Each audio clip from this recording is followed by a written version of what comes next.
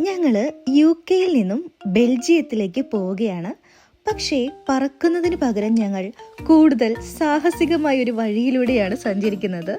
അതാണ് euro tunnel ലേ shuttle. ഇതെന്താണ് ഈ സംഭവം എന്ന് പറയുന്നതിനൊപ്പം തന്നെ ഞങ്ങളുടെ ബസ് ഈ ട്രെയിനകത്തേക്ക് കയറുന്നതൊന്ന് ശ്രദ്ധിച്ചോളൂ. ഇപ്പോൾ ഞങ്ങൾ ഫോക്സ്റ്റോണിൽ നിന്ന് കാലേസിലേക്ക് കടക്കാനുള്ള ഏറ്റവും വേഗതയേറിയ മാർഗമായ യൂറോ ടണൽ ലേ ഷട്ടിലിന്റെ ഉള്ളിലാണ്. വെറും 35 മിനിറ്റിനുള്ളിൽ ഞങ്ങൾ ഇംഗ്ലീഷ് ചാനലിനടിയിലാകും. ഫ്രാൻസിലേക്ക് അതിവേഗത്തിൽ സഞ്ചരിക്കാൻ പറ്റും. കടലിനടിയിലൂടെ സുഗമവും നേരിട്ടുള്ളതുമായ ഒരു യാത്ര.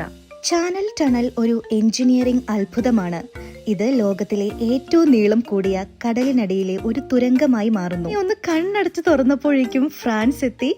ഇവിടെ നിന്നും ബെൽജിയത്തിലേക്ക് ഇനി ചെറിയൊരു ഡ്രൈവ് മാത്രം. ബെൽജിയം കാഴ്ചകൾക്കായി കാത്തിരിക്കുക. ബൈ.